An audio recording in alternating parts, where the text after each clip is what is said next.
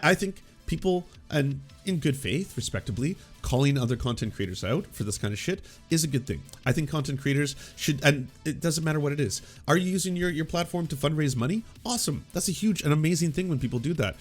Are content creators helping platform politicians who may be fighting for leftist causes? Because there has to be a variety of tactics.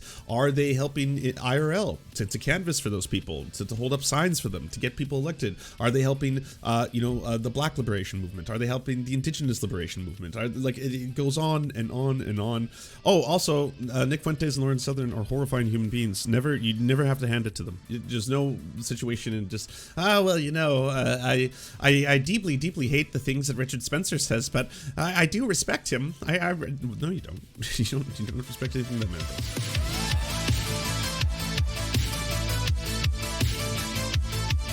Oh yeah, okay. I wanna play this Destiny clip. And I know this is a constant theme that seems to be popping up on the internet on a regular basis about debate bros and things of that nature. But also, this is going to play to a larger question about activism. I hate saying this, and I actually hate myself for saying this. And maybe, you know what? Maybe the pictures are true. I think I have more respect for Nick Fuentes than I do than anybody else on the left online right now.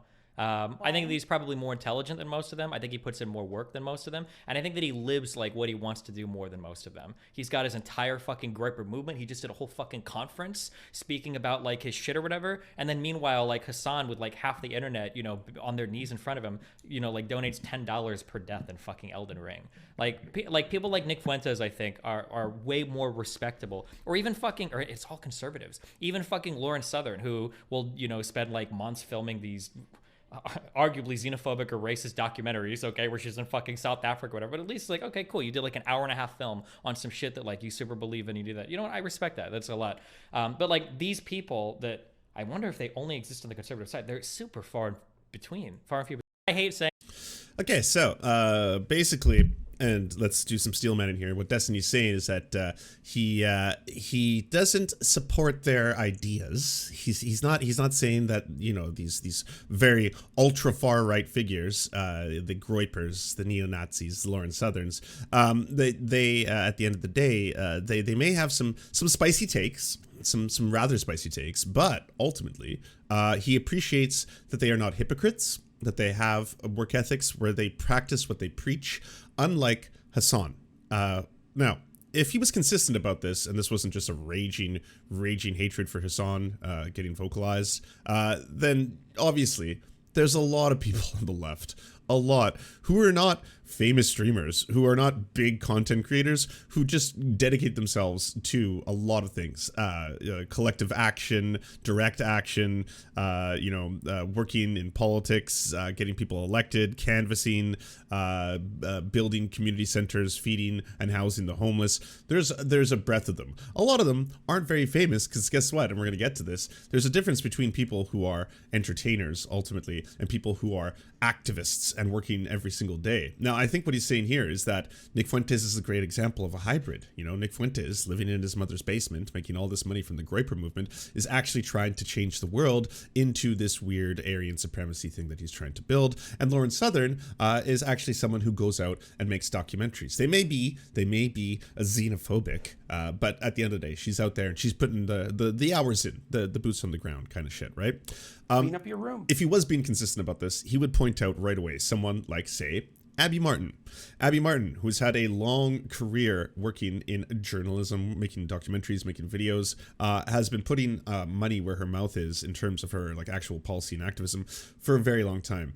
You know who else? Fucking, he's a Duganist and he's also a Nazbol, but Caleb Maupin, in all his clown shoesery, has been involved in activism, albeit very fucked up activism, with people like Lyndon LaRouche, back when that was a thing, and then later Alexander Dugin, that's still a thing, and funneling money into the Caleb Maupin project. Now, Caleb Maupin, ultimately what he's trying to do is usher in the age of Caleb Maupin. I finally figured him out. Like, there's all these different things that I've been worried about when it comes to Caleb, the Center for Political Innovation, all that kind of stuff. But ultimately, when it comes down to it, Caleb Maupin is trying to get Caleb Maupin. That he wants the world to be Caleb Maupin. Like, he wants America to transform into Maupinism. He wants to be a very stoic, heroic figure. He wants everyone to buy his books. He wants to be the leader of many variety of ideas. He wants to be a great historical figure and have everyone, again, buy his books. Because ultimately, the Center for Political Innovation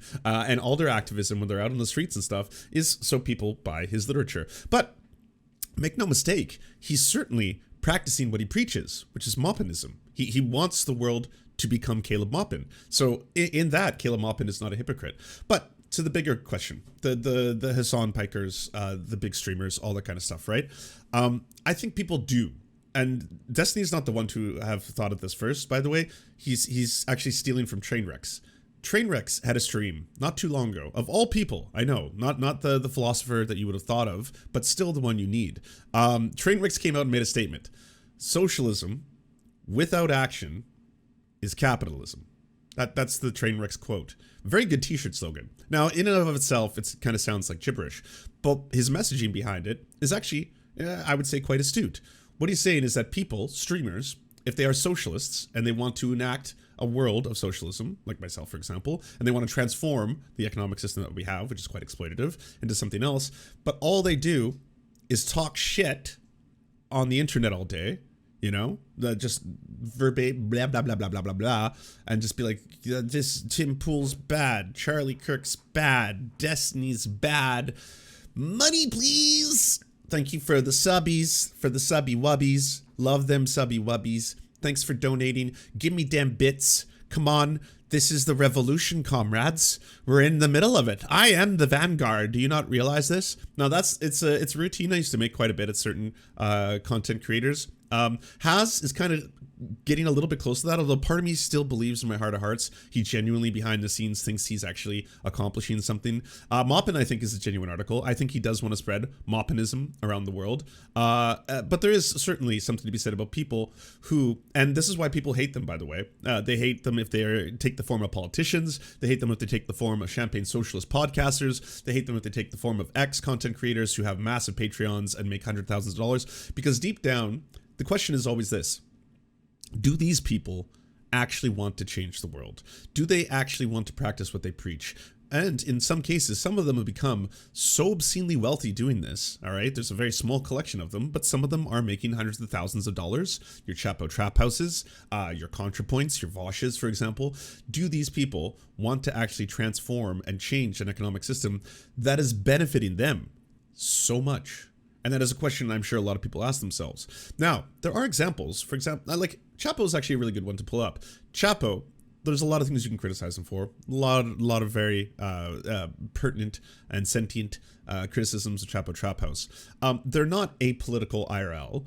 During the Bernie Sanders campaign, they were canvassing, they were touring with him, they were trying to do their best to use whatever power they had with their platform to get as many people out as possible to help push and sway Bernie Sanders to get elected. They're not doing that all the time. I don't know how much time they spend donating to union drives, trade unions, all that kind of stuff. It all depends. But there is something to be said about content creators who do or do not do stuff. I think personally, people get really fucking upset and really angry at content creators who they themselves have kind of been misled or misguided into thinking are more than an entertainer. That's why I think it's very, like, it should be of the highest importance that people are transparent about what they are, what their aims are, and what they're trying to do.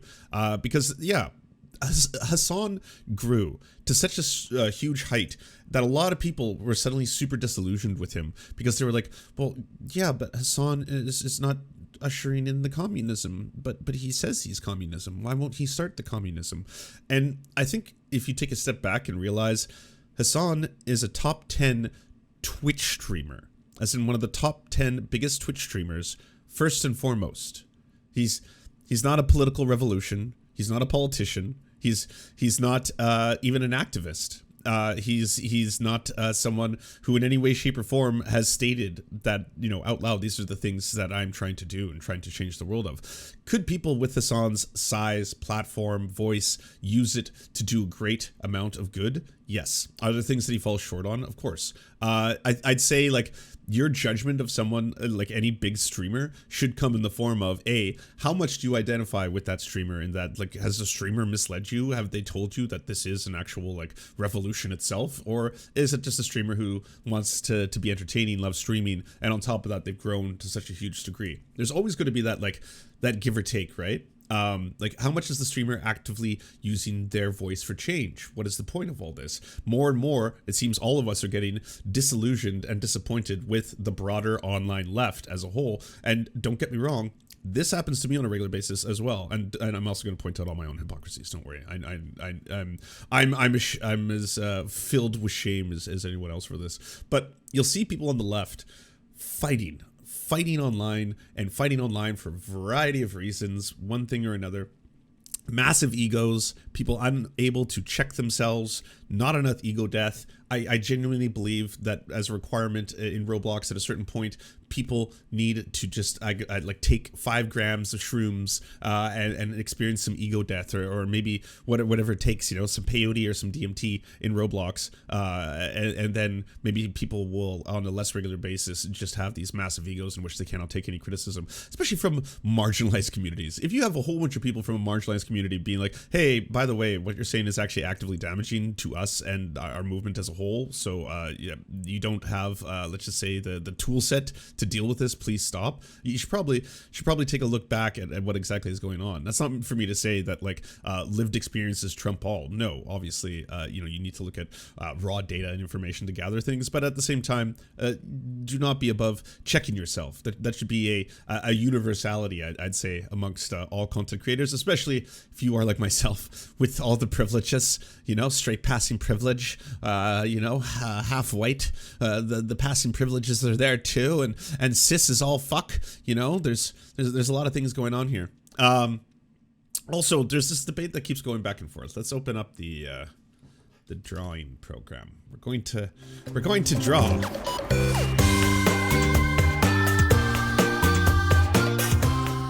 Okay, so the debate question, obviously something. So let's just say this is going to be the debate bro, okay?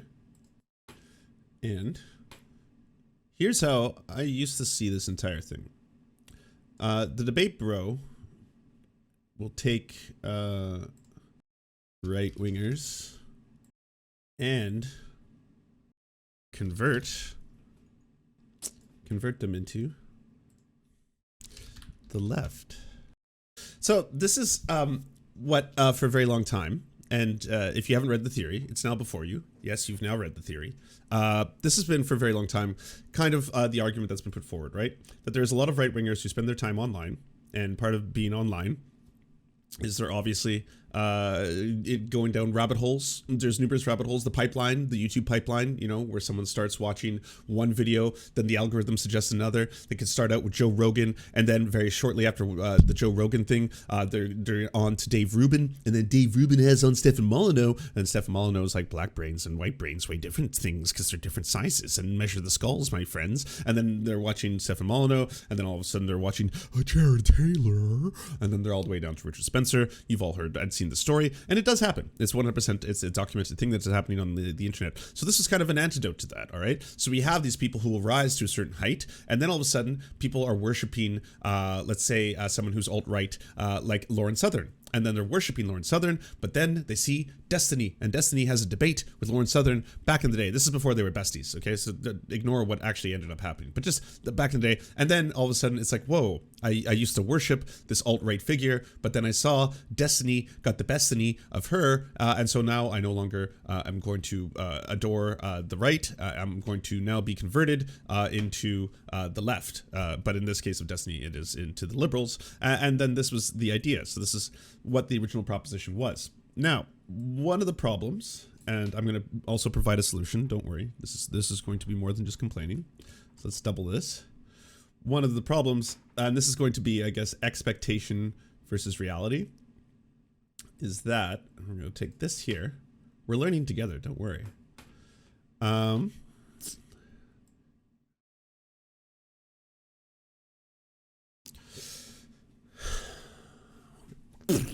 I know, I've just just dropped some incredible revelatory truth bombs, the likes of which none of you ever thought was possible. Yes, that's it. I've done it. I've cracked the code that everyone seems to be able to talk about, but no one truly understands what's happening. I am the first. And yes, I've read the theory. So this is a big problem as well, right? Because instead of simply converting them from right-wingers to the left, and then they're going to go on to usher in some kind of a revolution, we're really converting and exchanging fan bases. They're converting what may have been Lauren Southern fans into, in that case, Destiny fans afterwards, right? This is ideology. I hope you all understand. Okay. But anyways, I figured it all out. Okay, everyone, I cracked the code. This is it. The solution, of course, is to stop thinking of the debate bro as a magnificent centaur and start thinking of it as a content creator. And a content creator is providing you with content in this case. And the content is going to be the debate and watching two people debate and the entertainment therein, of which, by the way, I'm not someone who has a massive problem with this. I don't see debates like I do debates. I've seen. I think for one thing, someone should be able to back up what they're preaching in an environment where someone is going to push back against them. Both to make their own arguments stronger, and also because if you're unable to articulate or even talk about something that you're trying to advocate, many other people do advocate for, then I mean, that's a massive problem. This is why politicians debate and why they should have to debate with each other. You can't just stand there and being like, abortion is bad, and then the other person be like, but women have autonomy, and then be like, let's not discuss this. I'm just going to keep saying abortion is bad. Okay, so this is what I'm going to say. Debates as a whole, as a totality, I'm not like, we must destroy debate. Only when we get rid of debate. People should just recognize debates for what they are. Online, they're entertainment. They're not moving the pulse. We're not getting down to the raw truth of the matter. They're not going to determine whether or not trans women should be allowed to play in professional sports. It's going to be a battle of the egos, a battle of two creators, or a battle of multiple creators if it's on a panel. It's going to be entertainment for the masses, and the winner or loser are going to be the creators themselves, not the content that they themselves are debating. This is the reality. So, if the debate bro successfully converts a right-winger into new fans, so get rid of this, here's the important part. What do they advocate for? Here's where things become interesting.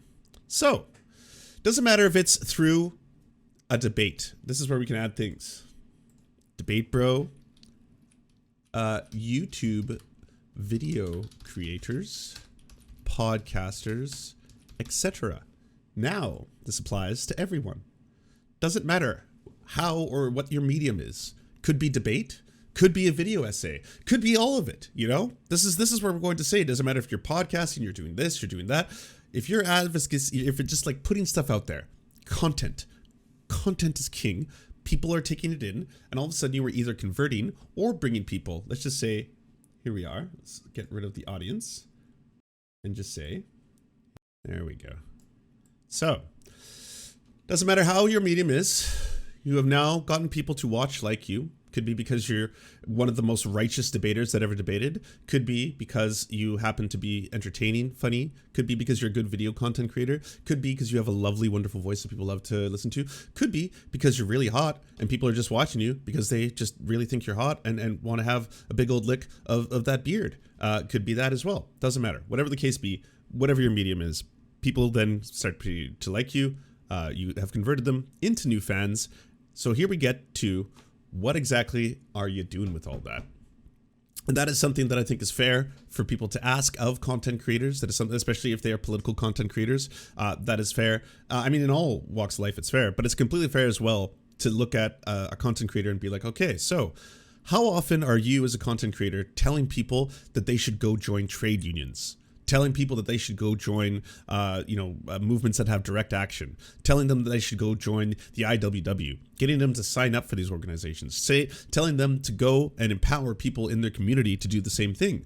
there's like activism, by the way, it's not a one size fits all thing. There are people who do this weird fucked up gatekeeping shit when it comes to activism. And they're like, well, I don't really respect people who have community gardens because that's like hippie bullshit. So, I mean, if we all just want to like smoke a bunch of weed, I mean, then what the fuck do we do? No, if you're doing a community garden because you want to feed and help people and make them less dependent on systems that have failed them, yeah, that is a good thing. That is literally what mutual aid is. So don't shit on people who want to do community gardens and feed people. Don't shit on people who just want to feed people in general. Don't shit on people who want to go out and donate blood. I'm sorry, but that is actually a form of helping. Like what leftism should be, rather than all these purity testing requirements, leftism is when anti-capitalist. Leftism is when anti-imperialist. Leftism, it should be, are you actively trying to make better all of humanity? Like, are you working towards, liberating all people? Are you working towards ending all systems of oppression? Are you working towards that?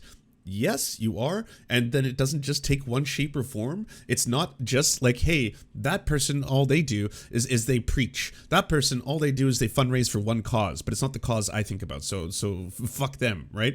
Like that helpless feeling you're constantly getting when you're watching and reading the news or seeing how terrible everything is in the world. Yeah. You won't have a direct power to change maybe the system that is leading us down this road of climate change, but you can go towards trying to just better everything, right? Better life for some people. That doesn't mean that you have to literally be the one that destroys Shell.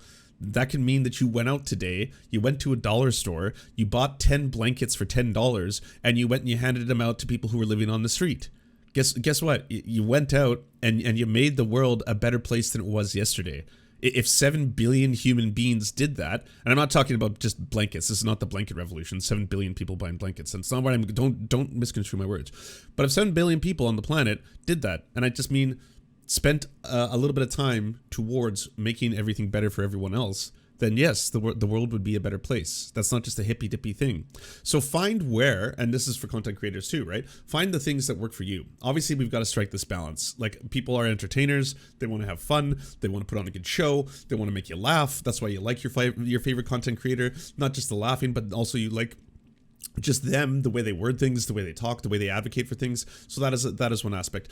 Do you then have to add stuff into the real world? Yes, I think you do. I think as a content creator, especially if you have a big voice, you should be platforming people and using your platform to help people who are also working and doing more important work than you were, right? Like for all the shit that we give a lot of different people, I always try to point out that the artist and editor of the worker cooperative that I formed for the Serf Times, Kyle, works on a regular basis in local politics in Seattle and works with like the SWAT campaign, for example, and works towards, actually seeing changes happen in the real world. And he'll tell me on a regular basis at those meetings, not a single, and this is going to surprise some of you, not a single YouTuber is brought up. Not a single tweet is brought up. They're not like, wow, I really wonder if the bridge between ContraPoints and Vosh is going to be destroyed forever. Can we have a meeting on that? Yes, we'd now like to call attention and have a vote on whether or not the Vosh versus ContraPoints bridge has now been effectively burnt for all time. Or no, it's about, so we have a housing crisis. How do we solve this? What are we going to work on? The $15 minimum wage was a great victory for us. How do we increase that? Can we increase a living wage? Like shit like that. Real shit in the real world, not like fucking all the online drama. So yeah, I think people, and in good faith, respectably, calling other content creators out for this kind of shit is a good thing. I think content creators should, and it doesn't matter what it is. Are you using your platform to fundraise money? Awesome. That's a huge and amazing thing when people do that. Look at Sean. Sean, when everything was happening, well, not for the first time, but when everyone was fundraising money for Palestinian causes, a whole bunch of lefties, content creators from a variety of different disciplines, and communists, anarchists, sock dems, all this kind of stuff. They were all fundraising money, and that's an amazing thing. It's not a solution, it's not the end to capitalism, but that is using your platform for a good thing. Are content creators helping platform politicians who may be fighting for leftist causes, because there has to be a variety of tactics? Are they helping IRL to canvas for those people, to hold up signs for them, to get people elected? Are they helping the Black liberation movement? Are they helping the Indigenous liberation movement? It goes on and on and on. So I say, I'll call it Stunlock. No, this is a segment. You don't get to call any of this Stunlock. This is a brilliant segment, Roller Dragon. I'll have you know. I'm the first person to have cracked this. Everyone's always fighting about this, and they always will. Not me, say I. I came forward and I was like, nope, I'll crack it. I'll crack it with fucking centaurs and cats and whatever the fuck this is. Looks kind of like an orange monster thing. But I did it. I did it. Everyone has been like falling over themselves for this, okay? But not me. I solved it. I'm a super IQ genius now. Look. It's over 9,000. It is. Yeah. You know all that talk about ego death? That's gone. Those days are done. Now I realize I'm a god, emperor, king, and I should be conducting myself as such. I should listen to no outside sources and tell you all what to think and believe and eat. Yes, that's right. I'm going to be deciding your food choices from here on out. There's no stopping me. Yeah. It's over 9,000. Anyways, taking a step back, that's my 2 cents. That's my, this is the ego arc. We're starting the ego arc now. Guys, gals, and pals, it's happening. It's time. We're going full tilt into ego. But yeah, them's my 2 cents on the champagne socialist shit, on the activist question. My biggest thing would be, I think diversity of tactics is a good thing, and I think advocacy is a good thing, but I think people sometimes also do not put any kind of, let's just say, like credence on entertainment too. Like people do, like artists are important, comedians are important, musicians are important. I know that there are a large swath of the authoritarian left who are like, bah, garbage. They do not build the bridges and the sewers, and we fear slime. Yeah, I know there's this large section of people saying that, but I think it's important too. People need to laugh. People need to smile. You're no good to the world. You're no good to praxis or activism if you're always sad and depressed. So if someone can make you smile, I think that can also be a beautiful thing. And there are some out there who have made me smile, and when they do, I thank them in my heart, because I don't have access to talking to them directly, because I'm usually watching a movie or something. But it does matter. Okay, there you are. DSA can be awesome in situation real life examples of trade, craft, mutual aid, and communities coming together. There are really good DSA chapters. There's been some, I am sure you've all seen the drama that's happening behind the scenes with the DSA right now, and how they've kind of done this weird purge. That was the whole thing. But yeah, ladies, you're no good if you're not. You added ladies on Nintendo. You turned me into a misogynist for comedy, right? There you are. Anyways, that's my 2 cents on all this shit. Oh, also, Nick Fuentes and Lauren Southern are horrifying human beings. You never have to hand it to them. There's no situation and just, I deeply, deeply hate the things that Richard Spencer says, but I do respect him. No, you don't. You don't respect anything that man does. Do you enjoy the Serfs, but prefer not to have to use your eyeballs? Many are saying this. Well, we've got the solution for you. It's the Serf Times in podcast form. Available on most major podcasting networks now. If you enjoy it, please consider leaving a good review and feedback, because it really helps the show out, apparently, and it's free, just like the podcast. To our gods, Xander Corvus and Peyton L. Just, we are prepared to conduct many a human sacrifices in your honor. To our monarch, Tom Spiker, we are but your humble yet incompetent jesters, trying in vain to bring some levity into your life. To our Lord Trevor R., we give you thanks for this meager plot of land for us to toil away our pathetic existence. To our brave knights, Carl Wauer, Tony, DM Rivera, Resident Scarecrow, Sir Nickus, Mayred, Cheryl Alvarez, Ruben Kelly, Brandon, Words Greenwood, Nate, Hegbert Celine, Matthew Scarborough, Stellar Vision, Ariane McCarthy, Daniel Sutton, Coulter Smith, Jenna Tal, Quiet 185, Anna Loves Riley, Omni, Riley and Anna, Poodlehawk, The Tim Caucus, Multimondi, Trevor Janis, Lemmy 101, Anthropophojack, Saren 42, Catherine, Ramon Acosta, Nkosin, Agent NDN, Violent Orchard, Political Puppy, Andreas Chiringuito, Zach Christensen, Todd Buckingham, and Todd Lajeunesse. We salute our mighty heroes off to conquest some bread in some far-off land.